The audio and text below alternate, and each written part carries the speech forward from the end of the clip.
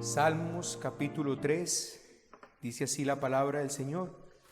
Salmo de David, cuando huía de delante de Absalón su hijo. Oh Jehová, cuánto se han multiplicado mis adversarios.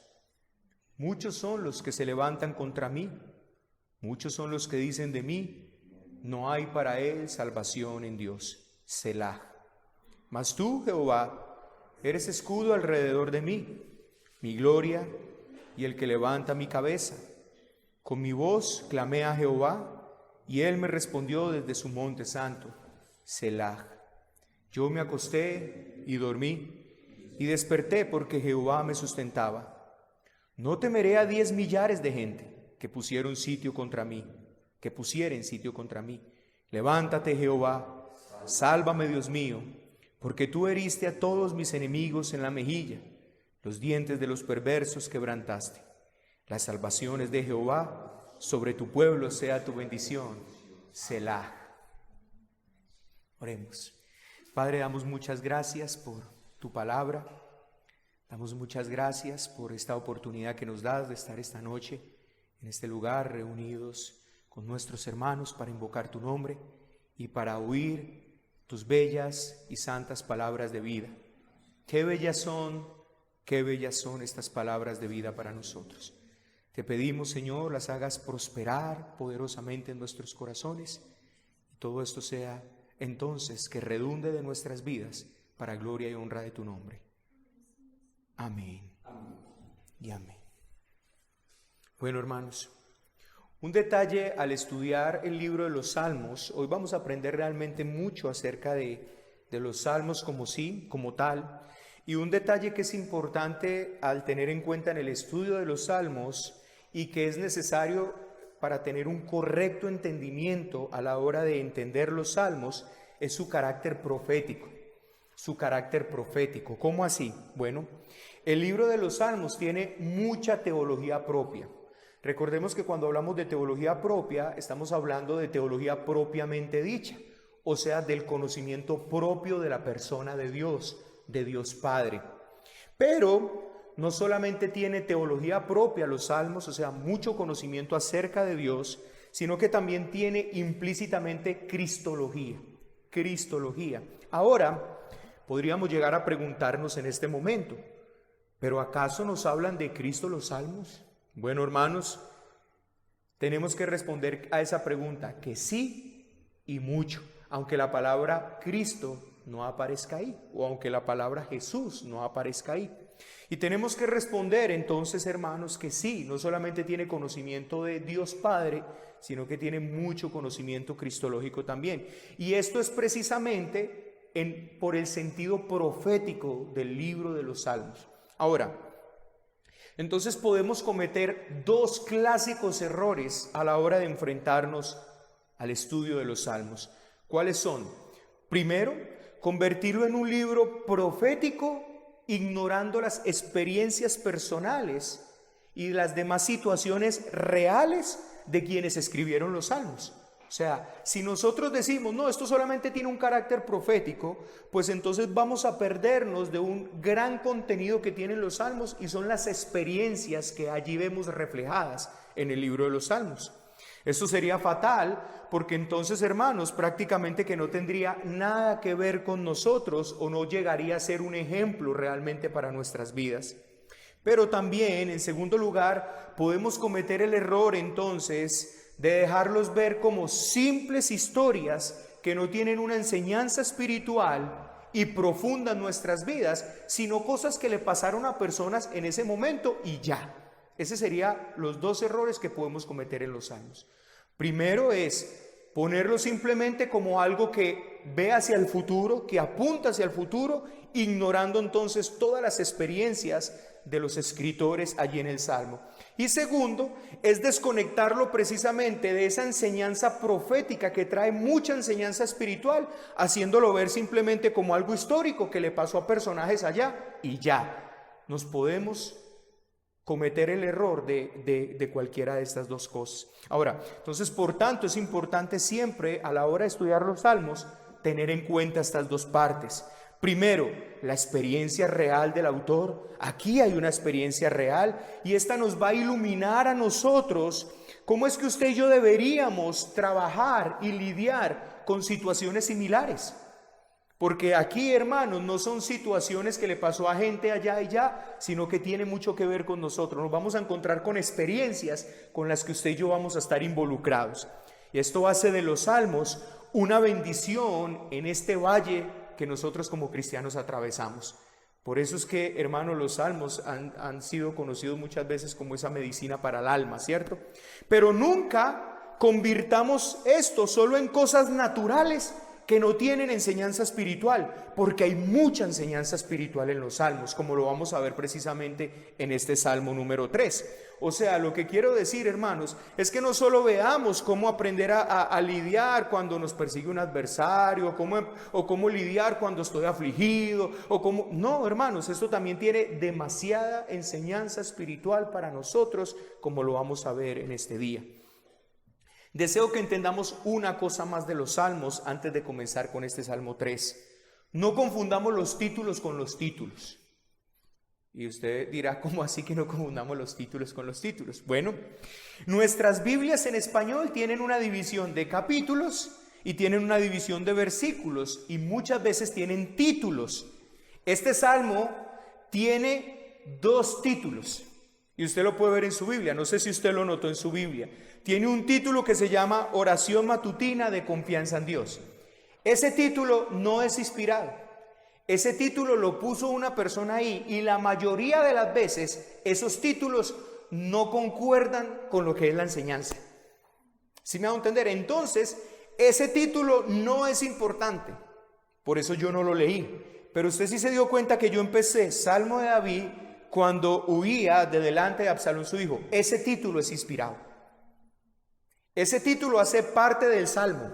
O sea que si usted quita ese título del Salmo, el Salmo pierde todo su sentido. ¿Sí me estoy haciendo entender? Ese título que yo le leí a usted ahí, ese título hace parte del texto hebreo, hace parte del libro canónico. Por lo tanto, ese libro hace parte del Salmo como tal y no podemos desconectarlo, porque si lo desconecto, entonces pierdo completamente el sentido del Salmo y qué es lo que el Salmo verdaderamente nos está enseñando. O sea, este Salmo tiene completa relevancia y este Salmo tiene una interpretación cuando lo miramos desde ese contexto. ¿Cuál contexto? Cuando David huía de su hijo Absalón. Entonces, puedes ignorar el primer título, pero no ignores por favor el segundo, ¿cierto? Por ejemplo, el Salmo 4 dice, oración vespertina de confianza en Dios. Ese lo puedes ignorar. No siempre esos textos le apuntan. Yo sé que la persona que los puso lo hizo en una muy buena intención y todo eso, pero no siempre pega, porque no todos ellos tienen un estudio exegético para poner ese título. Pero el que dice al músico principal sobre Neguinot, Salmo de David, ese sí es inspirado. Y ese sí necesitamos entenderlo cuando vamos a entender el Salmo. Listo, hermanos, eso es lo que quería decirle. No confundamos los títulos con los títulos. Por eso les dije eso. Así pues, hermanos, los eventos de esto que está registrado en el Salmo 3 están registrados en 2 de Samuel, capítulo 15 al 18. O sea, si usted quiere conocer un amplio marco histórico sobre qué era lo que estaba pasando en la vida de David en el momento de este salmo, usted puede leer estos 4 capítulos, 15, 16, 17 y 18 de 2 de Samuel y podrá entonces tener un mejor entendimiento y un mejor contexto histórico de este momento por el cual estaba atravesando David. 2 de Samuel 15, capítulos 15 al 18, esos capítulos. Pero el corazón, si bien ahí vemos el registro histórico en esos 4 capítulos de Samuel, el corazón de David está expresado en este salmo. Y eso es bien importante y es bien interesante, hermanos. Así pues, en primer lugar, en el Salmo número 1 vimos al hombre perfecto. ¿Se acuerdan? Que el Salmo 1 nos habla del hombre perfecto. En el Salmo 2 nos habla del hombre en toda su pecaminosidad. ¿Sí ves? El hombre que se rebela contra Dios. La rebelión humana con el Dios Todopoderoso. Tenemos ahora ante nosotros el Salmo 3. Se le llama Salmo de David cuando huía delante de Absalón su hijo, y como les dije anteriormente, su relato lo pueden encontrar en Samuel. Este título nos dice muchísimo acerca de este salmo. ¿Por qué? Porque esto es lo que David pensaba cuando él huía de la ciudad de Jerusalén, cuando su propio hijo se había rebelado contra él. Esto es lo que estaba pasando. Esto es lo que estaba pasando por el corazón de David cuando él tuvo que salir prácticamente descalzo de la ciudad de Jerusalén a causa de que su hijo había levantado todo un complot contra él. Por tanto, hermanos, esto hace de este salmo no algo por allá, sino muy aterrizado, algo muy real. Esto que está aquí expresado es la vida real de una persona, es por lo que pasó una persona, no lo que se supone que a una persona le va a pasar, sino lo que verdaderamente le estaba pasando. Así pues, hermanos, usted va a encontrar aquí la experiencia personal de David.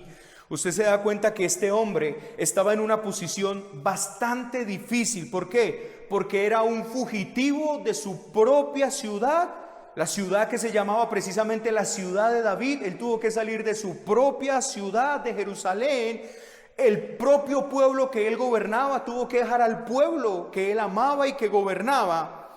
¿Por qué? Porque su hijo, Absalón, se había rebelado contra él. ¿Sí? Así pues, hermanos, este tipo de salmos conectados con un evento histórico nos muestra todas las aflicciones que este rey tuvo que enfrentar mientras gobernaba su pueblo. Ahora quiero que usted note en este tipo de salmos, por ejemplo, el mensaje tan diferente a ese mensaje de prosperidad vendido en este entonces. ¿Sí ves? ¿Por qué, hermanos? Porque aquí vemos, ya vamos a ver en el Salmo 3, que vamos a ver que el Salmo 3 es lo que David tiene que enfrentar a causa de su pecado, y ya se lo voy a demostrar. Pero no siempre fue así. No siempre las aflicciones que sufrieron David fueron a causa de su pecado. No siempre fue eso. Por ejemplo, cuando nosotros vemos todo lo que le hizo Saúl, todo lo que tuvo que enfrentar, todo el odio que tuvieron sus enemigos, no siempre fue a causa de su pecado. Nos deja ver a David, un hombre que verdaderamente pasó por mucha aflicción. No es sino mirar los 150 salmos para darnos cuenta, en la mayoría de ellos que son salmos de David, que David verdaderamente no tuvo una vida fácil en esta tierra. David no fue un hombre que haya experimentado la mayor plenitud en el sentido terrenal, ni el mayor gozo, porque su vida estuvo realmente embargada de muchas dificultades y situaciones difíciles. Por allá un día le tocó hacerse como loco, yo no sé si ustedes recuerdan esa historia. Acá le toca huir de su hijo, cuánto tuvo que huir también de Saúl. Prácticamente, hermanos, David nunca pudo tener un tiempo, a no ser ya por allá cerca de su muerte, de paz y tranquilidad. Y esto muestra definitivamente un hombre conforme al corazón de Dios, un hombre que amaba a Dios, un hombre que era santo, un hombre que era piadoso, pero que en esta tierra no le fue tan bien como los maestros de la prosperidad dicen y enseñan que le debería ir a un cristiano si todo va bien. Hermanos, qué diferente realmente la enseñanza de la Biblia a lo que hoy venden los mercaderes de la fe. No es verdad lo que ellos dicen. Así pues, hermanos, este episodio que vive David es en respuesta a una palabra profética que él había recibido cuando lastimosamente él decidió obrar en desobediencia a Dios, pero también haciendo algo en oculto y en secreto. Y me llama mucho la atención estas palabras, hermano, porque vieron de haber atravesado poderosamente el corazón de David. Mire lo que dice Segunda de Samuel, capítulo 2, versículos 11 y 12. Segunda de Samuel 11 y 12. Mire lo que le dice Natán a David. Hermanos, de verdad estas palabras a mí me impresionaron, porque por alguna razón es como si yo las hubiera olvidado, pero cuando las volví a leer, claro, me impresionó un poco más este salmo. Segunda de Samuel 12, 11, 12. Mire lo que dice: así ha dicho Jehová, he aquí yo haré levantar el mal sobre ti de tu misma casa. Pero ¿sabe qué es lo más tremendo? Y tomaré tus mujeres delante de tus ojos y las daré a tu prójimo, el cual yacerá con tus mujeres a la vista del sol. Hermano, fue tan impresionante, porque si usted lee esa historia en esos 3 capítulos, un hombre llamado, creo que Ahifotel, si no estoy mal, le dijo a Absalón que la mejor manera para que demostrara que él verdaderamente estaba contra su padre era que cogiera todas las mujeres de su papá y se acostara con ellas a plena luz del día frente a todo Israel. Qué impresionante esa situación, hermano.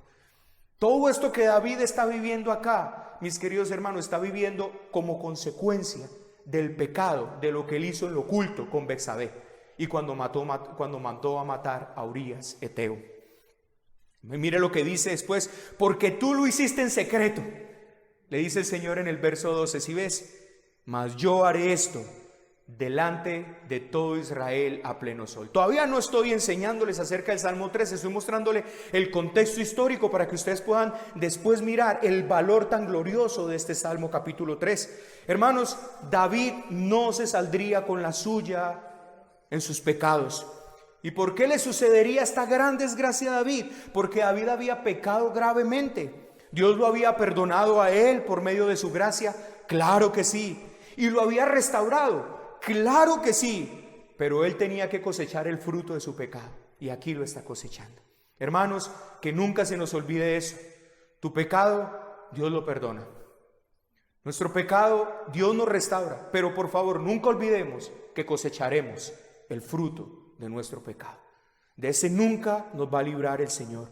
Pero él tenía entonces que cosechar esto, hermanos, y estas consecuencias del pecado, lastimosamente, tal vez lo que él nunca pensó es que le llegarían por medio del hijo, quien él posteriormente tendría que llorar: Absalón, Absalón, hijo mío. David amaba mucho a Absalón.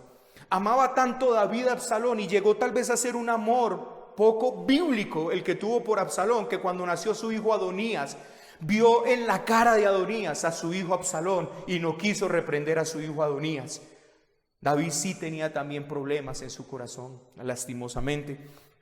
Hermanos, los enemigos de David habían aumentado en gran manera. ¿Por qué? Porque estaban simpatizando con Absalón. Ahora, entonces, en realidad lo que la Escritura nos dice es que los corazones de los hombres se fueron detrás de Absalón. ¿Por qué? Porque Absalón era un hombre joven, porque Absalón era un hombre atractivo, porque Absalón era un político inteligente que les estaba prometiendo a ese pueblo cosas que ni él mismo podría cumplir. Pero así es el hombre. Se va detrás del mejor postor y abandona lastimosamente a un hombre que definitivamente todo lo que hacía, lo hacía por el bien de su pueblo. Y que ha demostrado incluso en este salmo. Él tiene que salir corriendo, pero el salmista expresa al final: tu bendición sea sobre tu pueblo.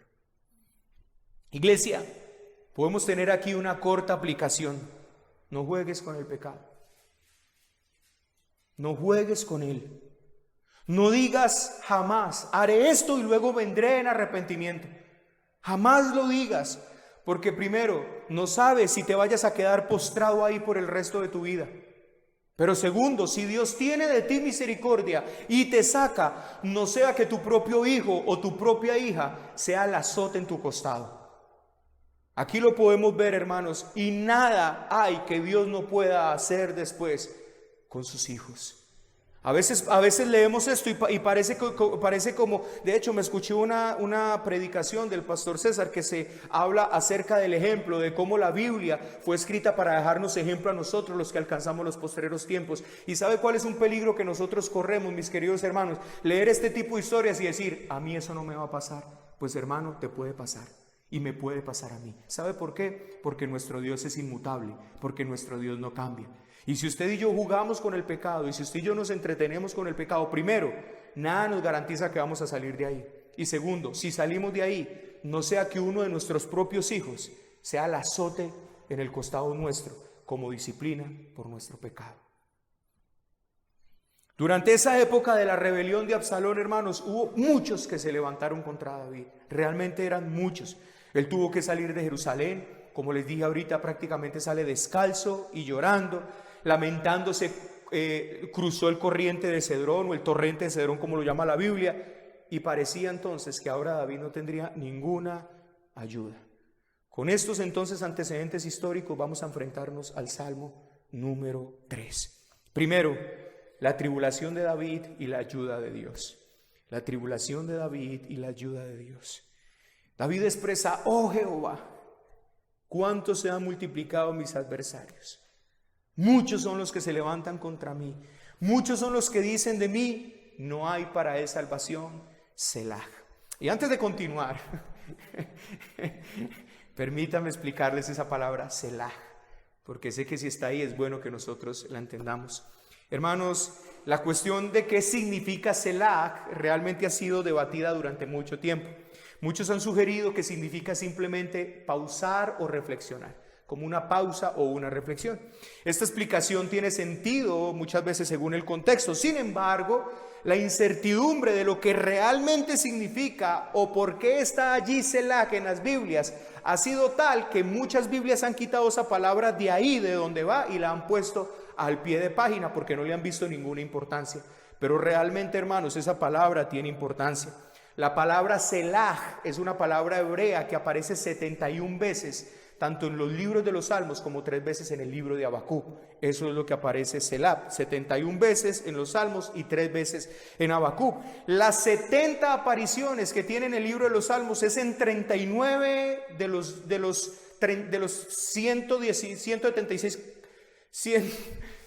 150 capítulos, en 39 capítulos aparece esta palabra Selah, y en el Salmo 3 aparece 3 veces, como usted lo pudo haber visto.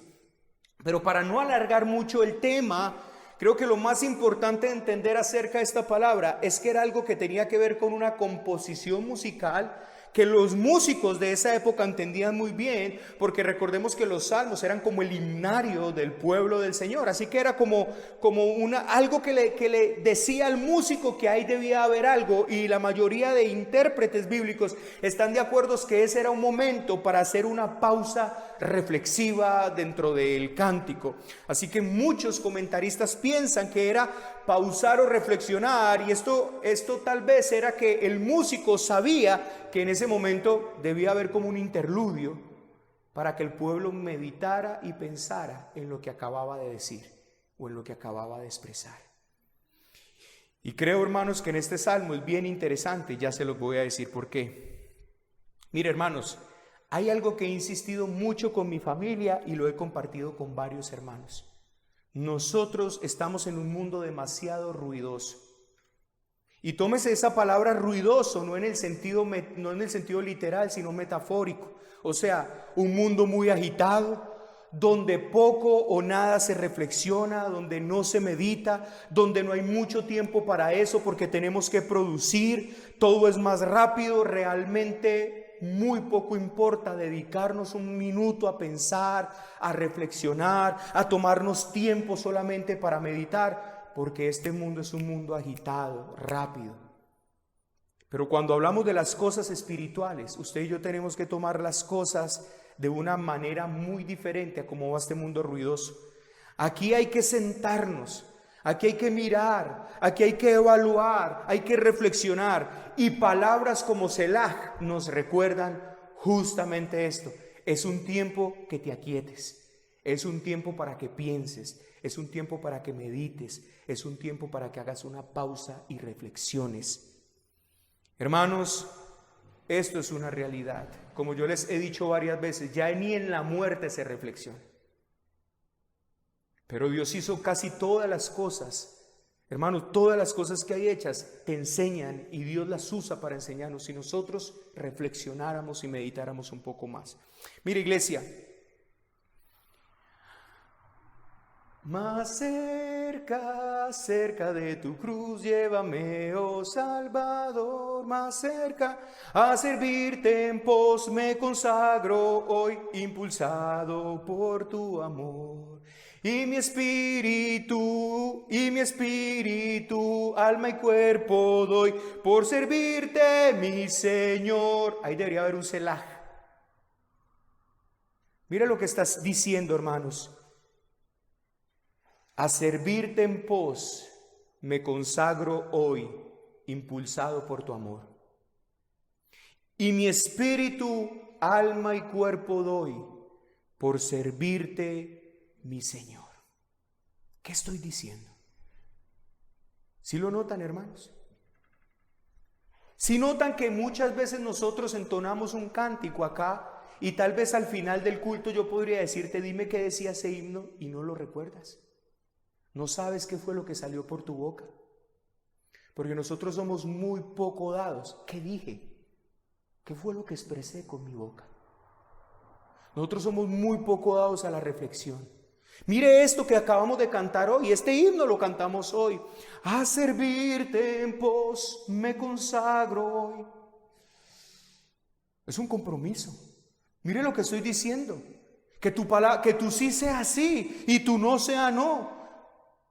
Y mi espíritu, alma y cuerpo doy. O sea, entrego todo, Señor, por servirte. Aquí debería haber un selah. Señor, ¿qué es lo que acabo de decir? ¿Qué es lo que acabo de cantar? Hermano, necesitamos reflexionar, necesitamos meditar, necesitamos pensar, necesitamos ser un pueblo reflexivo.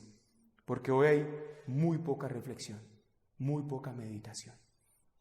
Señor, ¿cuántos se han multiplicado mis adversarios? Muchos son los que se levantan contra mí, dice el salmista. Esto fue lo primero que sale del corazón de David. Hermanos, ¿qué es lo primero que sale del corazón de David? Un reconocimiento de la dificultad en la que se encontraba. Y una vez más quiero que miren la diferencia de esta expresión a ese mensaje de pensamiento positivo que propone evaluar la situación y decir: nada pasa, estoy bien en el nombre del Señor. ¿Sí ven la diferencia, hermanos? David evaluó su situación y dijo: Señor, esta situación está difícil. Señor, miren todos los que se levantan contra mí. En este tiempo decir eso le dirían: uy, calle, que la boca tiene poder. Cállese que usted no puede decir eso, pero usted no diga que está en dificultades. Ni se le ocurra decir que está enfermo, ni se le ocurra decir que usted está por una... No, hable lo positivo, hable lo bueno, porque eso es lo que va a venir. Bueno, hermano, aquí el salmista, un hombre conforme al corazón de Dios, evalúa la situación y la reconoce y dice: Señor, estoy grave, tengo problemas serios. Señor, muchos son los que se levantan contra mí. Lo primero que David hace es un reconocimiento delante del Señor. Sea realmente: Señor, muchos son mis enemigos. Pero implícitamente hay un reconocimiento aquí también, hermanos. ¿Cuál es ese reconocimiento? Un reconocimiento de humildad. Señor, yo no puedo solo contra ellos. Ahora, ¿qué es lo tremendo de esto, hermanos? Lo que más impresiona en este texto y en esta expresión es que si había alguien que podía hacerle frente a ellos, era David. Si había alguien que carnalmente, que naturalmente pudiera hacerle frente a esa rebelión que se estaba levantando contra David, era David y sus generales, era David y su ejército. Qué tremendo esto, hermanos. Esto nos deja ver el corazón de David. Esto nos deja ver, mis queridos hermanos, que David era realmente un hombre conforme al corazón de Dios y que él sabía discernir muy bien cuando era algo que venía de parte de Dios, que él necesitaba someterse completamente a Dios, y cuando era que tenía que comportarse como un hombre valeroso de guerra e ir a enfrentar esa situación. Es muy tremendo eso. Y si usted lee esos 3 capítulos, los va a ver muy bien claramente. ¿Sabes por qué? Porque como lo veremos más adelante, simplemente me voy a adelantar para que usted empiece a pensar en eso. Él estaba aquí a este lado y del otro lado empezó a maldecirle una persona, y uno de sus generales le dijo: déjame ir y te lo clavo ya en una lanza. Y David le dijo: déjalo quieto. Porque David sabía que esta situación no podía escapar naturalmente, necesitaba depender de Dios. Él sabía que esto era el cumplimiento de la palabra profética que había venido sobre él a causa de su pecado. ¿Y sabe qué hace él? Se somete por completo a la disciplina de su padre. Este hombre se levantó y me va a perseguir. Es tiempo de que el Señor me reprenda. Impresionante el corazón de David, hermanos.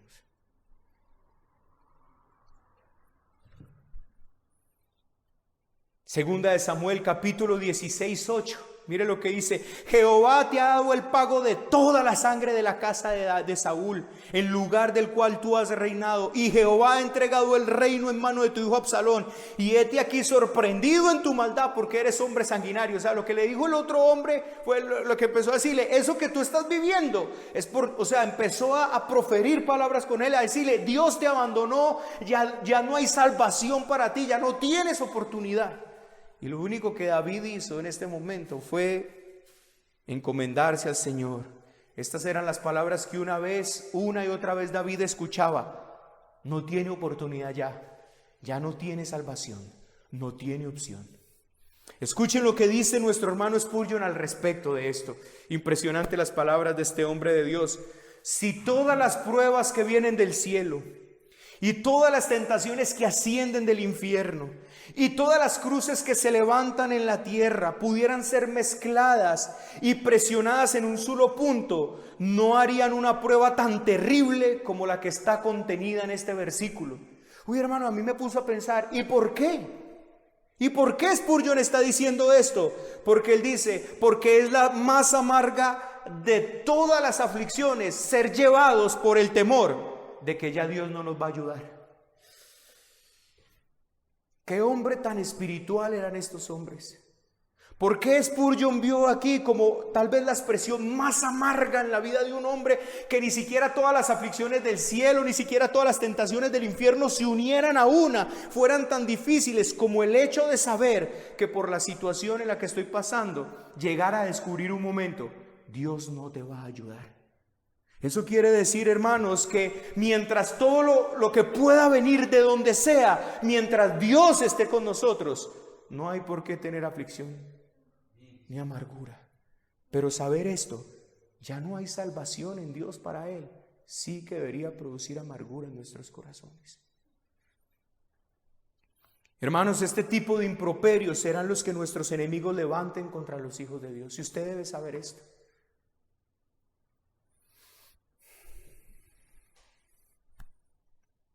Lo que los enemigos nuestros, y por eso les dije, si nosotros dejamos esto aquí como una simple situación que pasó un hombre, tal vez a ti nunca te persiga un ejército y te ponga así. Pero déjame decirte una cosa, todo el infierno te persigue. Todo el ejército de las huestes infernales te persiguen. Y te quieren llevar hasta el punto de presionarte para que llegues a pensar en algún momento, de Dios no tendrás ayuda. Hermano, puede ser que usted y yo nunca nos veamos en una situación donde muchos hombres nos persigan, ni siquiera tal vez un solo hombre, pero sí debes de saber una cosa, las huestes infernales te persiguen, te siguen y te quieren llevar hasta el punto incluso de tentarte, de presionarte al punto en cualquier momento que tú llegues tal vez a experimentar como había en este momento. Para ti no hay oportunidad. No hay salvación en Dios para ti. Hermanos, ¿recuerdan cuando el mensajero pagano, el mensajero de este rey pagano llegó a Israel y empezó a proferir improperios? ¿Y sabe qué fue lo que le dijo a Israel para que Israel desmayara? ¿Sabe qué fue lo que le dijo? Ningún Dios los librará de la mano de mi rey. Inmediatamente les dice lo siguiente: que Dios ha librado a las naciones de la mano de mi rey. No digan que Jehová os librará de la mano de mi rey, porque Jehová no los librará de la mano. ¿Y sabe qué dice? Que desfalleció el corazón del pueblo. Hermanos, si usted y yo llegamos a pensar que Jehová no está por nosotros, entonces nuestro corazón desfallecerá.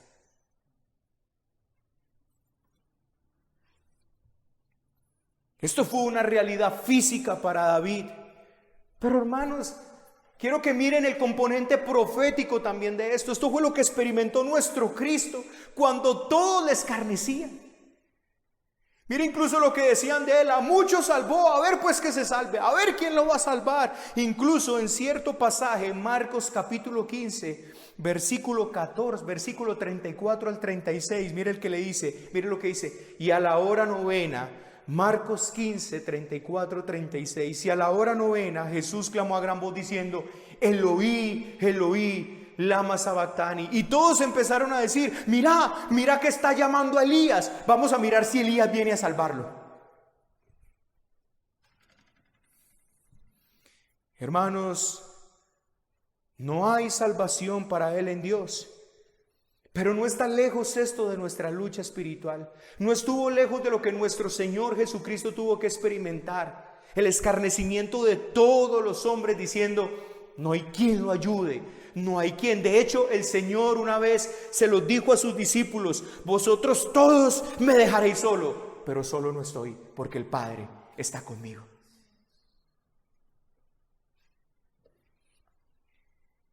No está lejos de nuestra lucha espiritual, hermanos, cuando Satanás se levanta, Cuando el pecado dentro de nosotros arma una rebelión contra nosotros, llevándonos incluso al punto de querer decir: ya no aguanto más, no puedo seguir más, ya no tengo salvación en Dios. Eso es lo que quiere el pecado contigo, eso es lo que quiere Satanás contigo, eso es lo que quiere llevar en un momento a pensar. Por eso desfallece el corazón cuando tú llegues a creer en tu corazón que ya no hay salvación de Dios para ti. Hermanos, tu corazón desfallecerá por completo.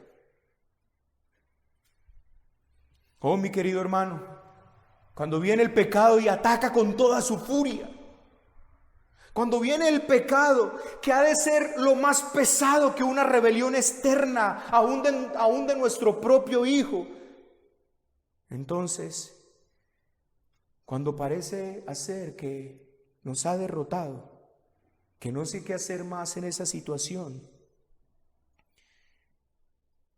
ciertamente quiero que hagamos lo que hizo el salmista. Versículo 3 y 4. Mas tú, Jehová, eres escudo alrededor de mí, mi gloria, el que levanta mi cabeza. Con mi voz clamé a Jehová, y él me respondió desde su santo monte. Selah. Hermanos, ¿quieres saber qué pasó aquí? David no dejó que sus sentidos lo guiaran. Recuerda, iglesia, son los sensuales los que no tienen el espíritu. Aquellos que se guían por lo que oyen, por lo que ven, por lo que huelen. Pero David siguió por lo que sabía de Dios. Usted se imagina, hermano, una multitud, y esto se vuelve mucho más real por el contexto histórico que les di. Ustedes se imaginan, hermano, una multitud detrás de él, una multitud que cruje los dientes con deseo de acabarlo. ¿Cómo nos sentimos, cómo nos sentiríamos usted y yo en este momento si vemos eso? Si nos dejemos llevar por lo que vemos. No hay opción, no hay oportunidad.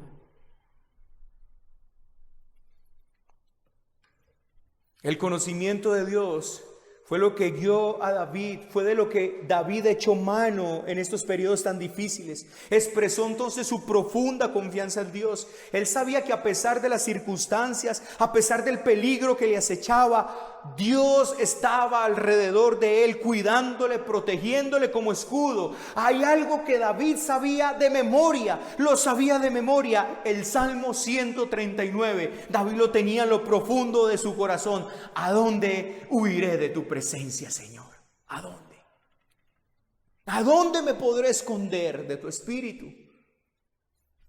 Así que David vio la situación, y si nosotros vemos, si nosotros dejamos que las noticias, si nosotros dejamos que lo que diga el médico, lo que escuchamos, sea lo que determine cómo nos vamos a sentir, hermanos, estamos arruinados en este mundo donde todo es contra la iglesia, contra el pueblo del Señor, contra tu alma y contra mi alma. Pero si en esos momentos, hermanos, no dejamos que sea lo que vemos, lo que oímos, lo que percibimos, sino lo que sabemos de Dios, entonces las cosas van a ser a otro precio. A otro precio.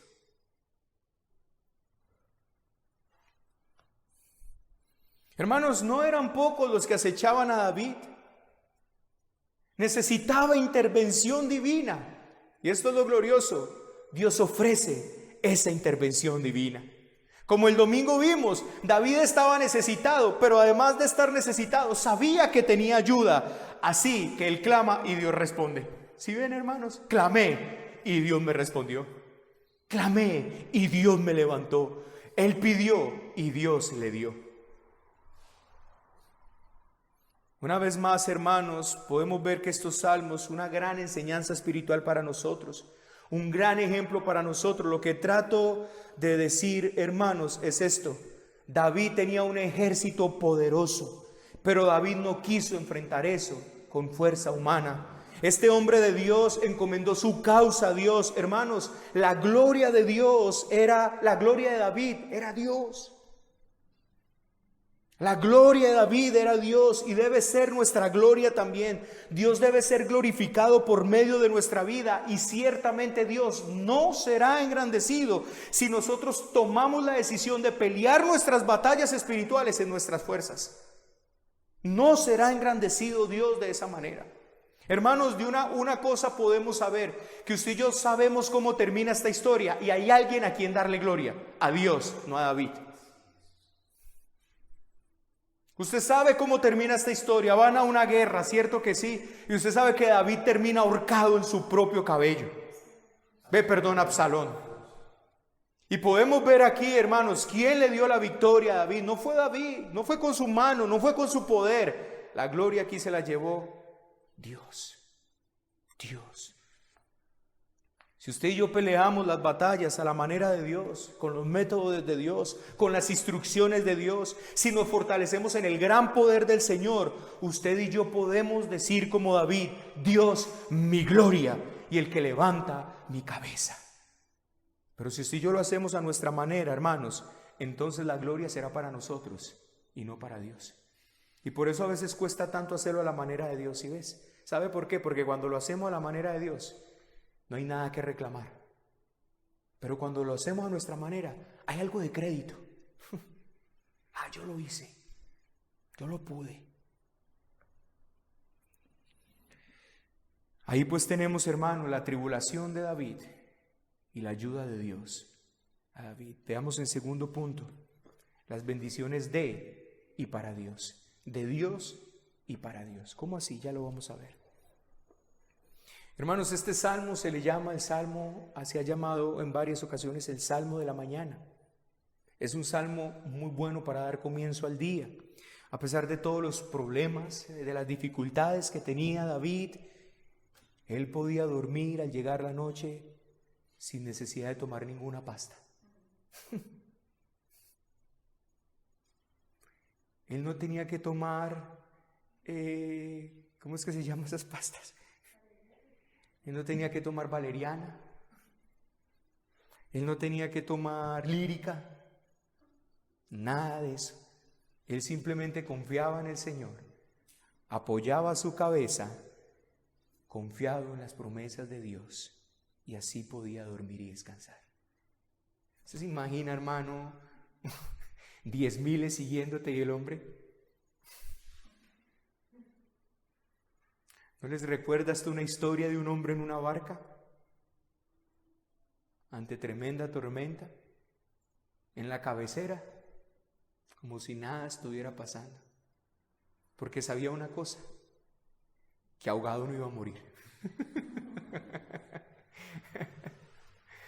Ahogado no iba a morir. Ay, hermanos, por eso él pudo decir: desperté porque el Señor me sustentaba. Y además pudo decir que no sentía miedo aunque un ejército enorme lo estuviera acechando. Hermanos, por favor, no olvide el contexto de este texto. De hecho, mire estas palabras del mismo David. Entonces David dijo a todos sus siervos que estaban con él en Jerusalén. Escuche estas palabras que usted va a leer en el capítulo 15 de 2 de Samuel, verso 14. Entonces David dijo a todos sus siervos que estaban con él en Jerusalén: levantaos y huyamos, porque no podremos escapar delante de Absalón. ¿Y sabe por qué, hermano? Porque él sabe que no era Absalón. Qué humilde es este hombre. Daos prisa a partir, no sea que apresurándose él nos alcance y arroje el mal sobre nosotros y hiera la ciudad a filo de espada. Hermano, la situación era dura. No olvide estas palabras. No era un dolor de cabeza lo que no lo estaba dejando dormir. No era, hermano, el recibo de la luz o el recibo del agua. Era una situación bien oscura. Era su propio hijo persiguiéndolo y asediándolo. Y él dijo: no escaparemos, huyamos. Pero aún así, cuando llegó la noche, él durmió.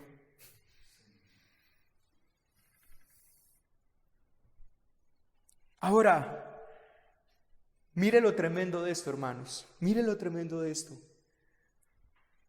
David vio la situación. David miró, vio oscuro. Pero ¿cómo termina el versículo 2? ¿Cómo termina el verso 2, hermanos? ¿Cómo termina? Selah.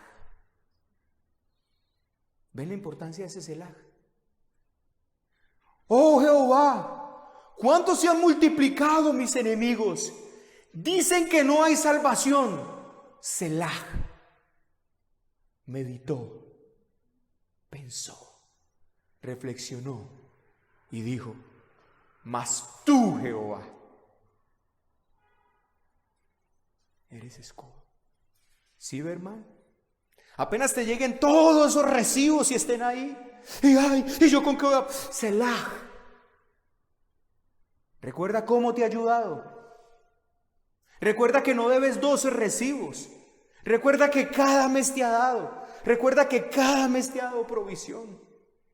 Siempre, hermano, que lleguen estas situaciones difíciles, que tus ojos vean, haz un Selah. Momento de reflexionar, pensemos en cómo nos ha ayudado, cómo nos ha bendecido. Por eso, mas tú, Jehová, eres escudo mío. Él sabe lo que es el Señor para él. Y meditó en eso y pudo descansar. Vio la situación, reconoció, la aceptó, pero meditó y reflexionó y pudo expresar: mas tú, Jehová, eres escudo alrededor de mí. O sea, mientras tú estés conmigo, ¿quién podrá estar contra mí? Hermanos, ¿cómo bendice Dios a David? ¿Sabe cómo bendice Dios a David? ¿Quitando la tormenta? No, siendo paz en medio de ella, hermanos. Así bendijo Dios a David. Esa es la mayor experiencia que usted y yo deberíamos tener en esta tierra. Hermanos, a veces queremos que la tormenta desaparezca, pero la mayor bendición que usted y yo podemos experimentar, hermanos, es ver a Dios obrando en medio de la tormenta. Es verlo sosteniéndonos, es vernos ayudando, es ver cómo está con nosotros, es ver cómo no nos abandona, es ver, mis queridos hermanos, lo mismo que le pasó a Sadrach, Mesach y Abednego mientras estaban en el juego. Dios estaba con ellos, y mientras Dios estaba con ellos, ni un cabello suyo se quemó. ¿Sabe qué hizo por lo tanto el juego en estos jóvenes que fueron echados allá? Todas sus ataduras, todo lo que tal vez necesitaba ser quemado y purificado en su vida, eso fue lo que pasó en el horno. ¿Sabe qué es lo que pasa cuando Dios nos deja pasar por el horno de la aflicción como esto? Yo sé una cosa: David salió de esto purificado. David salió de esto conociendo más al Señor. Y ciertamente sé una cosa, que David salió de esto sabiendo una cosa: que con el pecado no se juega, hermanos. Que con el pecado no se juega, porque se puede levantar un hijo contra uno y tener después que llorarlo. Yo sé que David algo aprendió, pero ¿sabe cuál fue la bendición para David en esto? Que a pesar de toda la tormenta que David estaba experimentando, Dios estaba con él. Dios estaba con él. Hermanos, ciertamente llegará el día en que la voz del Cristo Todopoderoso sonará y acallará todas las voces del mal. Llegará, ciertamente ese día llegará. Mientras eso pasa, aquí está su promesa: mi paz os dejo, mi paz os doy. Duerme tranquilo y reposa. Despierta, porque yo te sostengo. Esto fue lo que David mismo experimentó. Yo me acosté y dormí y desperté, porque Jehová me sustentaba. No temería 10 millares de gentes que pusieran sitio contra mí. Hermanos, David usó ambas cosas como evidencia de la bendición de Dios. El dormir era una bendición porque David estaba en una intensa presión debido a la rebelión de estos personajes. ¿Quién duerme? Hermanos, como usted piense que al presidente Duque le respiran en la nuca la potencia del mundo y le dice: mañana te envío un par de misiles. ¿Quién duerme? ¿Sabe quién duerme? Aquel que sabe que Jehová es escudo alrededor de él. Solo ese duerme, hermano. Aquel que sabe que Jehová es escudo alrededor de él. Aquel que sabe que vivo o muerto le pertenece al Señor. Ese es el que podrá descansar. Ese es el único que podrá descansar. Se dice que en Israel existe un tal domo, el domo de yo no sé qué, que mandan misiles y no pasan porque tienen un sistema antimisiles tremendos. Y ellos descansan en eso. Y ellos tal vez pueden dormir porque tienen un sistema de seguridad impresionante. Bueno, hermanos, ¿sabes cuál es el sistema de seguridad de los cristianos? Que Jehová acampa alrededor de los que le temen. No deben de estar temerosos. No deben de estar temerosos.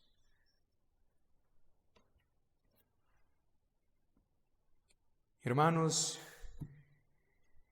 el despertar era una bendición también para David. Porque tal vez muchos se preguntaban, ¿verá un nuevo amanecer este hombre?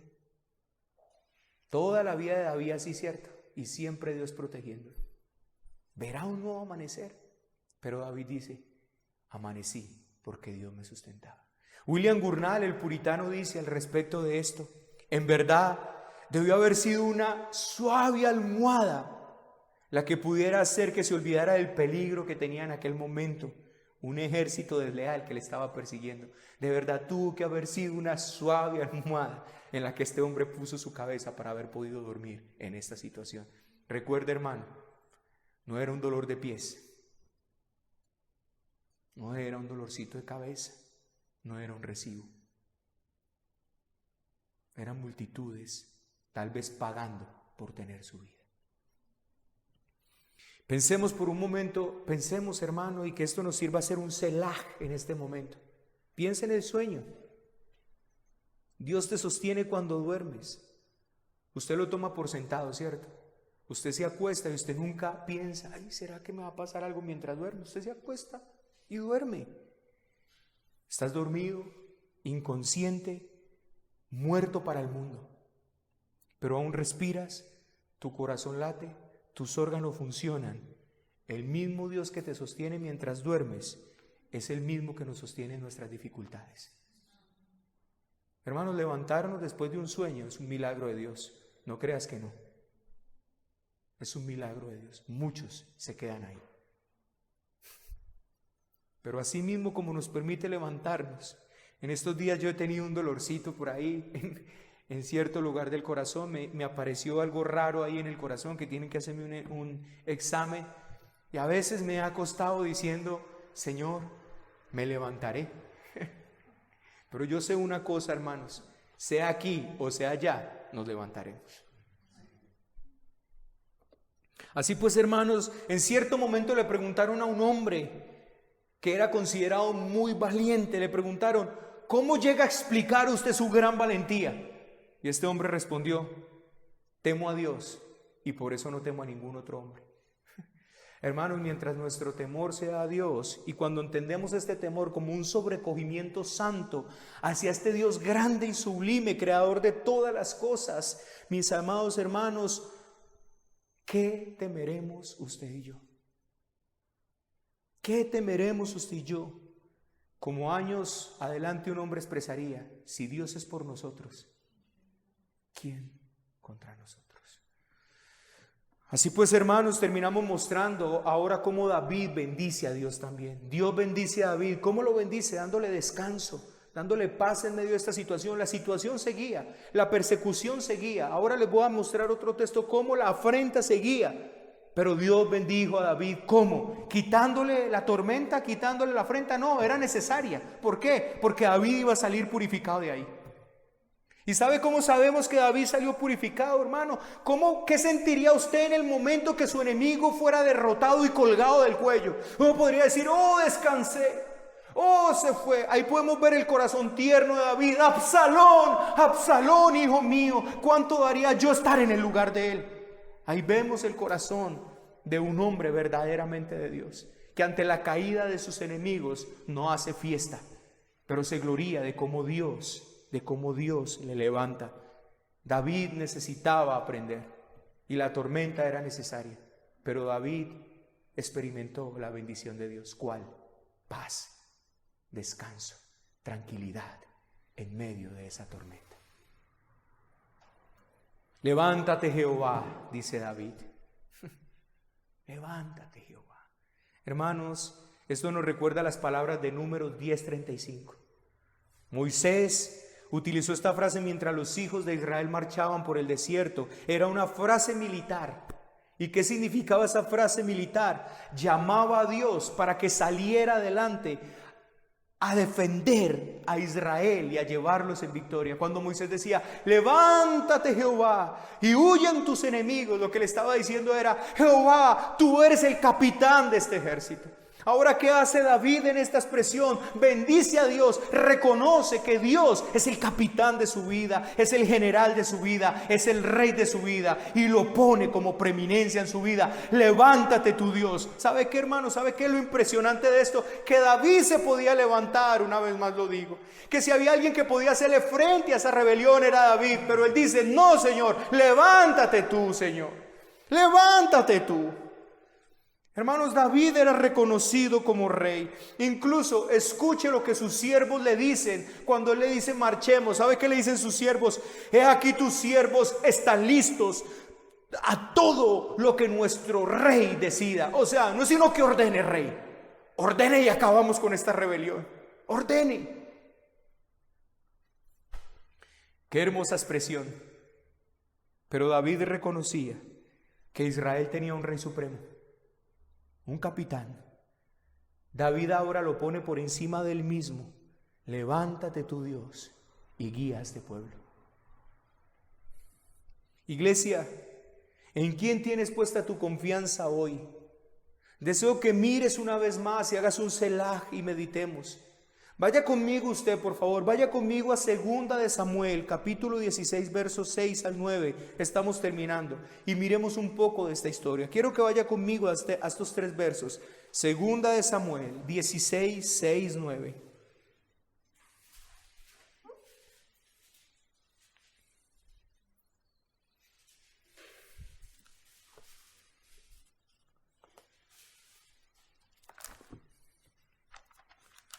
Mire lo que el texto dice, mis queridos hermanos.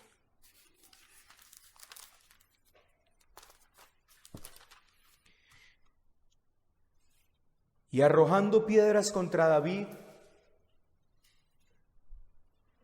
y contra todos los siervos del rey David, y todo el pueblo y todos los hombres valientes estaban a su derecha y a su izquierda. Y decía Simei maldiciéndole, fuera, fuera, hombre sanguinario y perverso. Jehová te ha dado el pago de toda la sangre de la casa de Saúl, en lugar de la cual tú has reinado, y Jehová ha entregado el reino en mano de tu hijo Absalón. Y hete aquí sorprendido en tu maldad, porque eres hombre sanguinario. Entonces Abisai, hijo de Sarbia, dijo al rey, ¿por qué maldice este perro muerto a mi señor el rey? Te ruego que me dejes pasar y le quitaré la cabeza. Qué tremendo esto, hermanos. Hermanos, David tenía gente poderosa que le podía sacar de esta situación. Era un guerrero, pero David reconoció que la salvación es estrictamente de Jehová. Hermanos, en todo sentido, de principio a fin, hay un llamado de Dios para ti y para mí. Solo hay uno que salva. Solo hay uno que salva físicamente. Solo hay uno que salva espiritualmente. Tiene nombre propio. No es Abisai. No es Joab. No es Melquín. No es el Papa Romano. No es ninguno de los famosos hombres de las sectas. Hay uno solo y su nombre es Jesús. Jehová salva. Solo Jesús tiene salvación. Solo en Jesús hay poder de Dios para derrotar el pecado, el mundo, el infierno, el mal, la muerte. Solo hay un nombre dado a los hombres y David lo sabía. Jehová salva. Levántate, Jehová, y salva.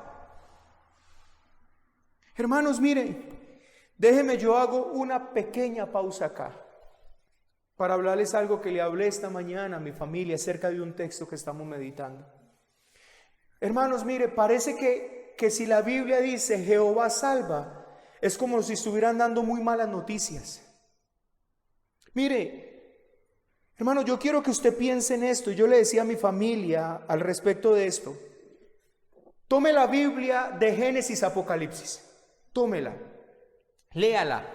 No sea un hombre de fe, sea un hombre inteligente solamente, sea un hombre con capacidad de leer. Y yo te pido, lee tú la Biblia de principio a fin y dime, ¿quién es más confiable para poner nuestra vida? ¿El hombre o Dios? Solamente usa el sentido común y mira todo lo que la Biblia dice acerca del hombre y mira todo lo que la Biblia dice acerca de Dios y usa el sentido común y dime, ¿en quién pondrías tú tu confianza si te dieran la oportunidad de ponerla? ¿En el hombre que tú ves aquí o en el Dios que tú ves aquí? Hermano, ¿sabe qué es lo que más me parece tremendo? Que esa expresión, Jehová salva, es como si dejara a las personas, ay no, entonces no tengo opción.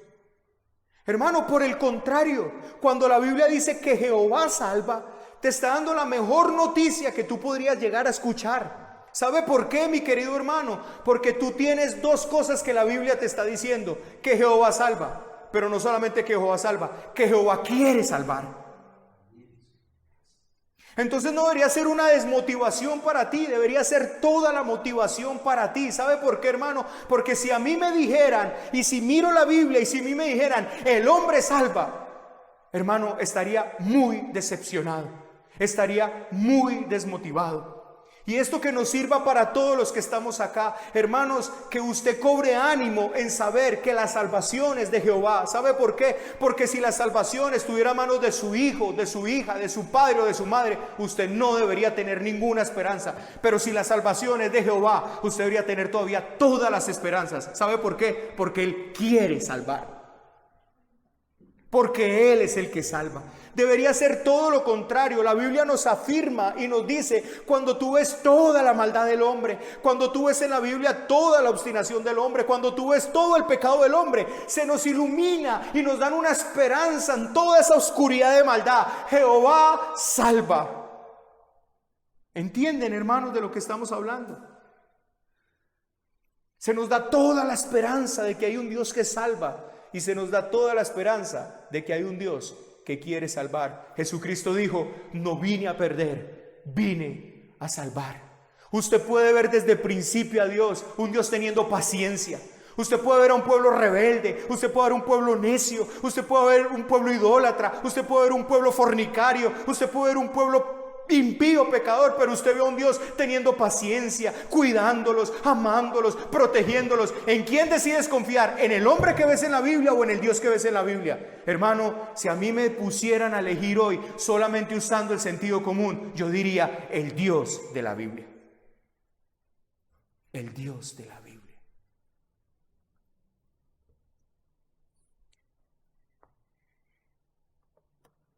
Hermano, cuando estés en luchas, no olvides que Jehová salva. Cuando vengan las dudas acerca de tu familia, Jehová salva. Cuando tú te mires así a ti mismo y te veas decepcionado, no olvides, Jehová salva. Cuando tú mires de pronto a un hermano y lo veamos, no se nos olvide, Jehová salva.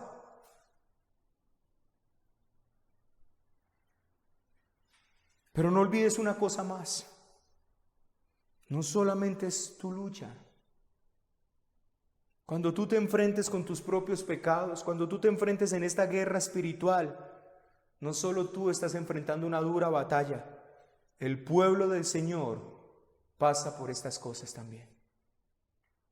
Cristiano, tú no solamente estás enfrentando esta batalla, yo la estoy enfrentando.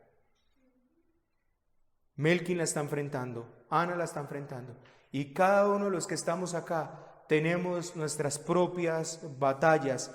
Por tanto, acuérdate como David se acordó de su pueblo. Señor, tu bendición sea sobre tu pueblo, Señor.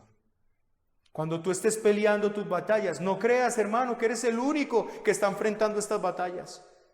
Cuando tú estés lidiando con esos deseos infernales que se levantan delante de ti y estás humillado delante del Señor, piensa en el pueblo y di, oh Señor, así debe estar tu pueblo batallando en este momento. Oh Señor, bendice a tu pueblo, ten misericordia de tu pueblo, acuérdate de tu pueblo, sobre tu pueblo sea tu bendición, Señor. No eres el único, hermano. No eres el único que estás. Cada que tú estés en una dura lucha espiritual, acuérdate de tus hermanos. Pide al Señor que su bendición sea sobre su pueblo.